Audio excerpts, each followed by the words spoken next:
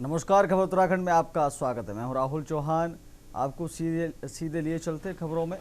उत्तराखंड में 2027 विधानसभा चुनाव को लेकर राजनीतिक सरगर्मियां तेज हो गई हैं। भारतीय जनता पार्टी ने चुनावी तैयारियों को धार देने के साथ संगठन को बूथ स्तर तक मजबूत करने की कवायद शुरू कर दी है। इसी क्रम में भाजपा की ओर से संभाग स्तर पर बैठकों का दौर जारी है। भाजपा प्रदेश महामंत्री दीप्ति रावत भारद्वाज ने आगामी रणनीति की जानकारी दी। दीप्ति रावत भारद्वाज ने बताया कि गढ़वाल संभाग की बैठक पार्टी मुख्यालय में आयोजित की जाएगी। इसमें हरिद्वार, टेहरी और पौड़ी लोकसभा क्षेत्रों के अंतर्गत आने वाले संगठनात्मक विषयों पर चर्चा होगी। इसके साथ ही बैठक में मुख्यमंत्री पुष्कर सिंह धामी, प्रदेश अध्यक्ष, सांसद, विधायक और जिला अध्यक्ष शामिल होंगे। वहीं कुमाऊं संभाग की बैठक नैनीताल और अल्मोड़ा लोकसभा क्षेत्रों को लेकर संपन्न हो चुकी है। भाजपा प्रदेश सभी 304 मंडलों में भी बैठकें आयोजित कर चुकी है।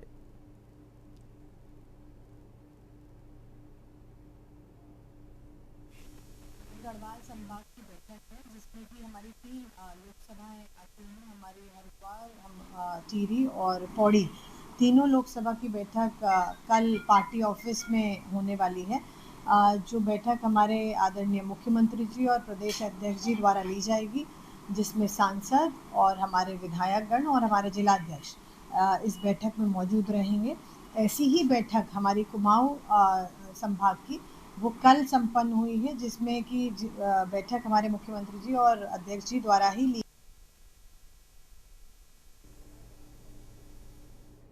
अगली खबर का रुख कर लेते हैं। आज देहरादून में उत्तराखंड राज्य आंदोलनकारी संयुक्त मंच के नेतृत्व में उत्तराखंड के राज्य आंदोलनकारी अपनी लंबित मांगों को लेकर पिछले 62 दिनों से निरंतर धरना प्रदर्शन कर रहे हैं, लेकिन अभी तक शासन प्रशासन द्वारा उनकी कोई सुधि नहीं ली गई है। हालांकि आज आंदोलनकारियों को सूचित किया गया था कि सिटी मजिस्ट्रेट आज ज्ञापन लेने धरना स्थल पर आएंगे, लेकिन लंबे इंतजार के बाद भी जब वहां पर कोई भी अधिकारी नहीं पहुंचा, जिसके चलते मजबूरन राज्य आंदोलनकारी डीएम कार्यालय पहुंचे और जमकर शासन प्रशासन के खिलाफ नारेबाजी की।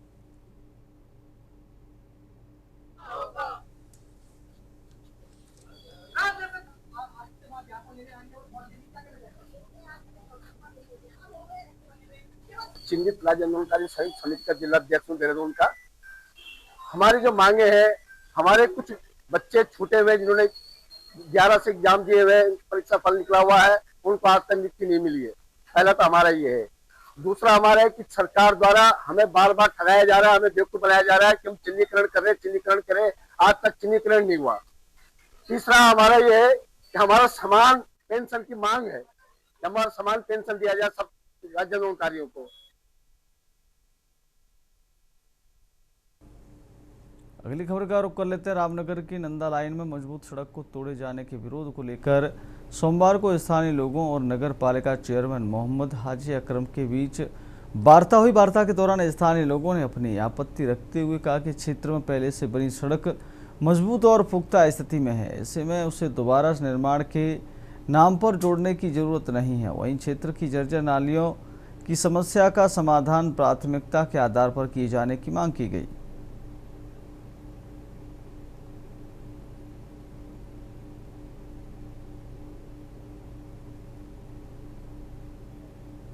अपनी बात जो है, जो परसों भी हुई थी कि हमारी नंदा लाइन इस सड़क को जो है, जो काफ़ी पुख्ता और मजबूत हालत में है, उसे क्षतिग्रस्त ना करा जाए। और यही मांग हमने आज जो है अपने चेयरमैन अकरम साहब जी के सामने रखी और जेई महोदय के सामने भी रखी है। उन्होंने हमें आश्वासन दिया है कि आपकी इस रोड को बिल्कुल तहस नहस नहीं किया जाएगा। रोड जो है आपकी वर्तमान में ऐसी स्थिति में रहेगी। सिर्फ जो आपकी नाली हैं, जो आपकी जीर्ण अवस्था में हो गई है, सब हम आपकी नालियों को हम मरम्मत करवा के पूर्ण रूप से देंगे। देखिए, ऐसा है, हमें जनभावना को देखना है, जनता को देखना है। अगर जनता नहीं चाह रही है, पुरानी सड़क है, तो हम उसे नहीं बनाएंगे। आप समझ गए? तो हमने जनता की भावना को सुना। सारे लोग यहाँ पर आए थे, उस लाइन के दूर तक के लोग आए थे। वहाँ नाली की समस्या है। हमने नाली के बारे में कहा कि आपको अपने चबूतरे हटाने पड़ेंगे। अगली खबर की ओर बढ़ लेते हैं। विकासनगर में ज्वेलरी शॉप में हुई चोरी का पुलिस ने खुलासा कर दिया है। कोतवाली विकासनगर इंस्पेक्टर विनोद रोथाड़ और एसओजी टीम की अगुवाई में पुलिस ने 4 नेपाली आरोपियों को गिरफ्तार किया है। आरोपियों के कब्जे से करीब 4 से 5 लाख रुपए कीमत की चोरी की गई ज्वेलरी बरामद हुई है। बता दें कि 7 अगस्त की रात विकासनगर शहर में स्थित न्यू राणा ज्वेलर्स का ताला तोड़कर अज्ञात चोरों द्वारा लाखों रुपए मूल्य के सोने चांदी के आभूषण चोरी किए गए थे। पुलिस ने सीसीटीवी फुटेज और मुखबिर तंत्र की मदद से आरोपियों की तलाश शुरू की, जिसके चलते 16 अगस्त की रात कोल्हाड़ हाईवे पुल के पास चेकिंग के दौरान कोतवाली पुलिस ने 4 आरोपियों को गिरफ्तार किया। दिनांक 9/8/2026 को वादी श्री संजीव राणा जिनका न्यू राणा ज्वेलर्स के मालिक भी हैं, उनके द्वारा एक तहरीर दी गई जिसमें उनके द्वारा बताया गया कि दिनांक 7 और 8 तारीख को वो दुकान बंद करके गए और 9 तारीख को उन्होंने पाया कि उनकी दुकान में अज्ञात चोरों द्वारा चोरी कर दी गई है और जिसमें सोने चांदी के आभूषण गायब है।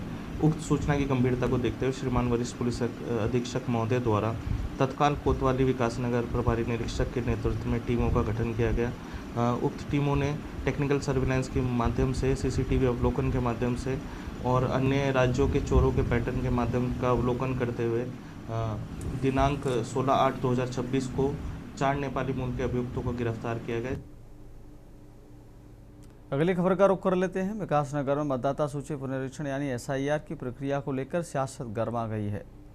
पूर्व कैबिनेट मंत्री और कांग्रेस के वरिष्ठ नेता नवप्रभात की अगुवाई में तहसील परिसर में बड़ी संख्या में पहुंचे कांग्रेस कार्यकर्ताओं ने जोरदार प्रदर्शन करते हुए घेराव किया। प्रदर्शन के बाद ब्लॉक कांग्रेस कमेटी और शहर कांग्रेस कमेटी के नेतृत्व में अधिकारियों को ज्ञापन सौंपा गया। ज्ञापन में मतदाता सूची में कथित गड़बड़ियों और फर्जी आपत्तियों के जरिए वैध मतदाताओं के नाम हटाने की कोशिश के आरोप लगाए गए हैं।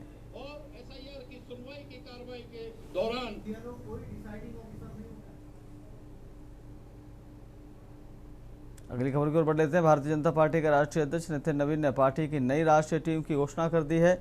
नई राष्ट्रीय कार्यकारिणी में देवभूमि उत्तराखंड के कई वरिष्ठ और अनुभवी नेताओं को महत्वपूर्ण संगठनात्मक जिम्मेदारियां सौंपी गई, जिससे प्रदेश कार्यकर्ताओं में खासा उत्साह है। उत्तराखंड के पूर्व मुख्यमंत्री एवं वरिष्ठ सांसद तीरथ सिंह रावत को पार्टी का राष्ट्रीय उपाध्यक्ष नियुक्त किया गया है। सांसद अनिल बलूनी को पार्टी में अहम जिम्मेदारी देते हुए राष्ट्रीय मीडिया संयोजक बनाया गया है। आलोक भट्ट को सोशल मीडिया टीम में बड़ी जिम्मेदारी सौंपते हुए राष्ट्रीय सोशल मीडिया से संयोजक नियुक्त किया गया है। संगठनात्मक कार्यों को गति देने के लिए महेंद्र पांडे को राष्ट्रीय कार्यालय मंत्री की जिम्मेदारी सौंपी गई है।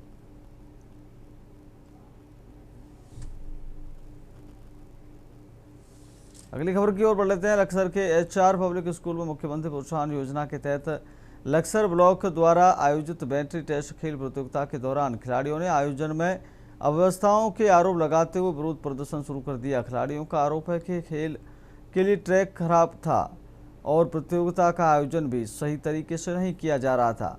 नाराज खिलाड़ियों ने मौके पर धरना दिया और अपनी मांगें पूरी नहीं होने पर खेल मंत्री के आवास का घेराव करने की चेतावनी दी। वैसे शाम तक 5 इवेंट होने थे, 5 में से 4 इवेंट संपन्न हो चुके। 800 मीटर 20 बच्चों की रेस हो चुकी है, रेस रह गए। कुछ बच्चे अब्सेंट हो गए थे बीच में, 4 इवेंट किसी ने कर दिया, 2 इवेंट कर दिया, दिन में अब्सेंट हो गए, बाहर चले गए। वो बाद में आए, कहने लगे कि हमारा इवेंट खराब। मैंने भाई आप लोग कहाँ गए, आप क्यों गए बीच में छोड़? ये इवेंट हो चुके तुम्हारे, तो बीच में छोड़कर क्यों गए? आप हमें लिख के दो। वो लिख के देने मुझे ये भी आरोप है कि पक्के रास्ते पे विकास खंड के अंदर ये शासन का कार्य चेतावनी देना और यहाँ से उग्रवाद करना। ये कोई आतंकवादी नहीं है, कोई बच्चे चोर नहीं है, कोई छेड़खानी नहीं कर रही किसी लड़की से। ये सारे जो मेरे पीछे खड़े हैं, ये लक्सर का खातर का युवा है और उभरता सितारा है। यानी कि इन लड़कों की मेहनत का दर्द हमें होता है, क्योंकि हमने मेहनत ग्राउंड में की है। ये बच्चे अभी हमारे उत्तराखंड में प्रोत्साहन योजना चल रही है, पूरे उत्तराखंड स्टेट में, तो उसको मद्देनजर रखते हुए मैं बताना चाहूंगा आपको, इन्होंने एक मानक विज्ञप्ति जारी की कि जो 800 मीटर की रेस है, 800 मीटर की टाइमिंग में जो 2 मिनट 10 सेकंड क्वालिफाई करेगा उसका सिलेक्शन होगा। अगली खबर का रुख कर लेते हैं। नागपंचमी के पावन अवसर पर पौड़ी के प्रसिद्ध नागदेव मंदिर में आस्था का सैलाब उमड़ पड़ा। 3 दिवसीय विशेष पूजा अर्चना के समापन पर विशाल भंडारे का आयोजन किया गया, जहां हजारों श्रद्धालुओं ने मंदिर पहुंचकर नागदेव के दर्शन किए, पूजा अर्चना की और प्रसाद ग्रहण किया। मंदिर को लेकर स्थानीय क्षेत्र में एक प्राचीन मान्यता प्रचलित है। बताया जाता है कि ढोब श्रीकोट क्षेत्र में कई वर्ष पूर्व एक परिवार के घर नाग के रूप में एक बच्चे ने जन्म लिया था। बच्चे ने माता पिता से अपने लिए एक स्थान चुनने और वहां मंदिर स्थापित करने की इच्छा जताई। परिवार उसे लेकर नागदेव के जंगल पहुंचा, जहां वह अदृश्य हो गया। इसके बाद इसी स्थान पर नागदेव मंदिर की स्थापना की गई।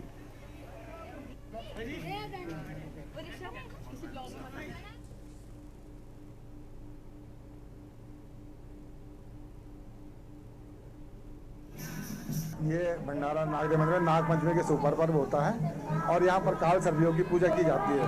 3 दिन तक लगातार पूजा चलती है और उसके बाद जिन लोगों की काल सर्पियों दोष की पूजा होती है उनके दोष निवारण होती है। यहाँ पर हर साल भंडारा एवं भोजन का आयोजन किया जाता है। खासियत ये है कि इसको जो है कि बताते हैं कि बहुत पहले डोब गाँव वालों ने यहाँ पर स्थापित किया था और तब से जो है कि इसकी यहाँ पर लगातार पूजा अर्चना समय पर की जाती है। लेकिन अब विगत करीब 20-25 वर्षों से यहाँ पर हर वर्ष पूजन एवं भंडारे का आयोजन किया जाता है।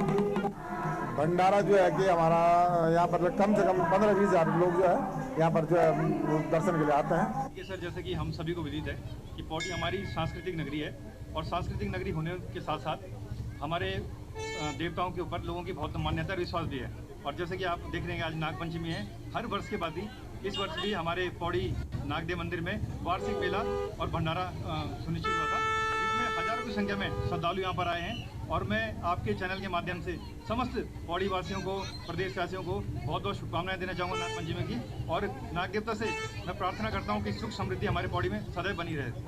सर देखिए, जैसा कि हम सभी जानते हैं कि पौड़ी शिक्षा के माध्यम से, रोजगार के माध्यम से, स्वास्थ्य के माध्यम से कहीं ना कहीं पिछड़ सा गया है। तो कारणवश हमारे जो स्थानीय निवासी हैं या स्थानीय युवा हैं, इनको अपने रोजगार के लिए पौड़ी से बाहर जाना पड़ता है। सबसे पहले मेरा नमस्कार आप सब है और पहले मैं बताना चाहूँ कि अगर मेरे गढ़वाली में थोड़ी दिक्कत हो जाए तो मैं तो माफ कर सकिया। पहली सॉरी छो मीना कि लेकिन मैं अभी सिगणू छो और उन मेरा मैथ जरा यूपी साइड चा, पर अभी मैं पौड़ी बुआरी हुई गई हूँ तो जरा थोड़ा सिगणू छो गढ़वाली, तो जरा माफ कर दें अगर शब्द थोड़ा ऊपर नीचे हो जाए। तो आज हम आए नागदेव मंदिर में जो कि पौड़ी में कंडोलिया वाली रोड में, और आज दूसरी बार हम ते मौका मिले दर्शन करने का और खूब भव्य भंडारा होणु सुबेर बटी चनू चा हवन हुए सुबेरे और सभी लोग दर्शन करना और शंकर भगवान पूजा करना, जल चढ़ाना।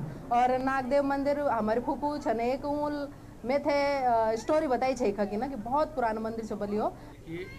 इस अवसर पर मैं अपने सबसे पहली बात तो आप के चैनल के माध्यम से अपना संदेश हम सब तक पहुँचे कि ये जो हमारा नाग पंचमी का पर्व है, अब हमारे यहाँ हिंदू धर्म में सनातन पुरानी आस्था है।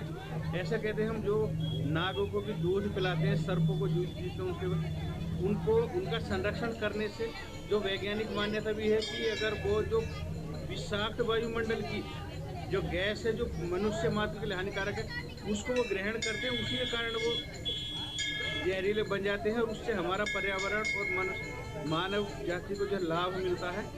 और इसी के साथ मैं भगवान जो नागदेव जिनका मंदिर आस्था का जो केंद्र है, मैं करूँगा कि हमारे पूरे देशवासियों और प्रदेशवासियों को उनका शुभाशीष बना रहे और सब सुखी हों, संपन्न हों।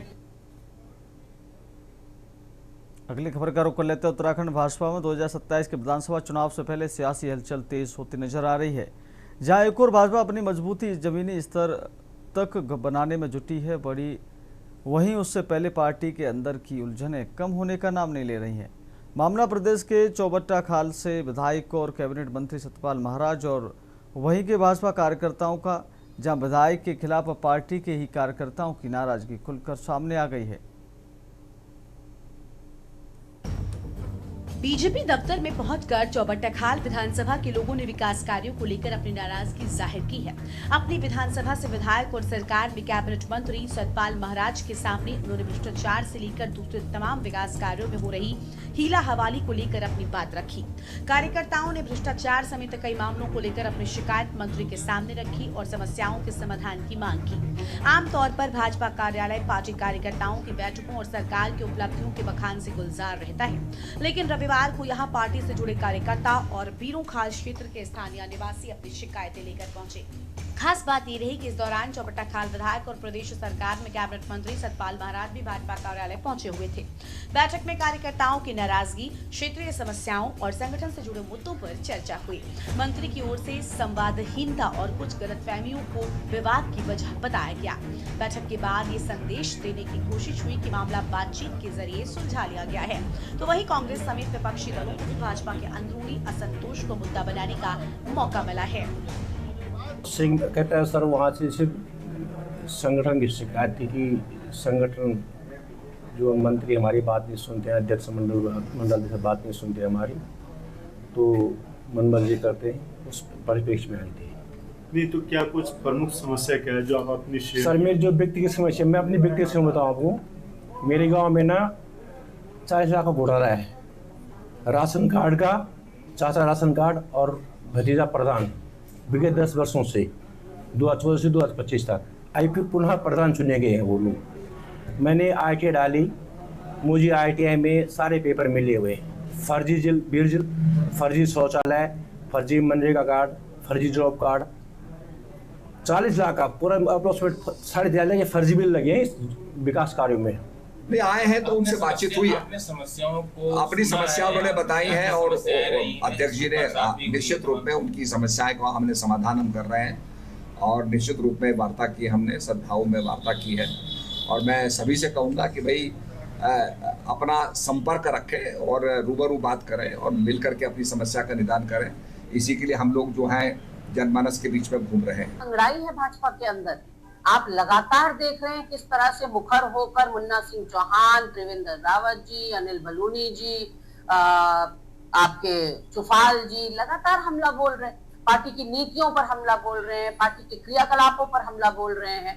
और किस तरह से अरविंद पांडे के स्वर मुखर हुए पार्टी के खिलाफ, वो भी आप सबने देखा।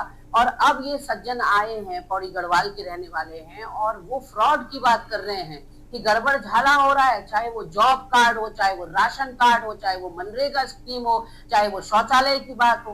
कह रहे हैं 1 करोड़ से ज्यादा के आपको फर्जी बिल दिखाई पड़ेंगे, जिसकी शिकायत उन्होंने सतपाल महाराज से भी करी, ये भी उनका कहना है। जब हम बात करते हैं गुटबाजी की, तो कांग्रेस में तो हर व्यक्ति अपने अपने रास्ते चलता है, वो तो सबके अपने अपने रास्ते हैं। खड़गे जी आए थे, उस वक्त भी हमने देखा कि किस प्रकार से उनके कई बड़े नेता जो थे वो मौजूद नहीं थे वहाँ पे।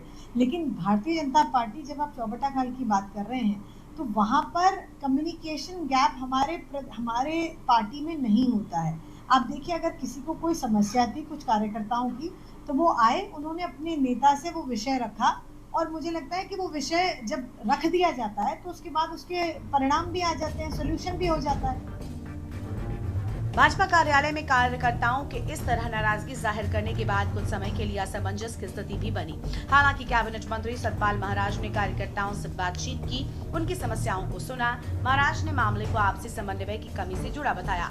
लेकिन सवाल यह है कि 2027 की सियासी जंग से पहले भाजपा के सामने सबसे बड़ी चुनौती सिर्फ विपक्ष नहीं, बल्कि अपने ही संगठन के भीतर उठ रही नाराजगी को साधने की है। सतपाल महाराज सहित दर्जनों विधायकों के अपने क्षेत्र में हुए अब तक के काम और आने वाले चुनाव परफॉर्मेंस के आधार पर टिकटों के बंटवारे तक की नाराजगी आने वाले चुनाव में कितना राजनीतिक असर डालती है, ये देखने वाली बात होगी। Uttarakhand desk report. फिलहाल खबर उत्तराखंड में मेरे साथ इतना ही। देखते रहिए न्यूज़ इंडिया। नमस्कार।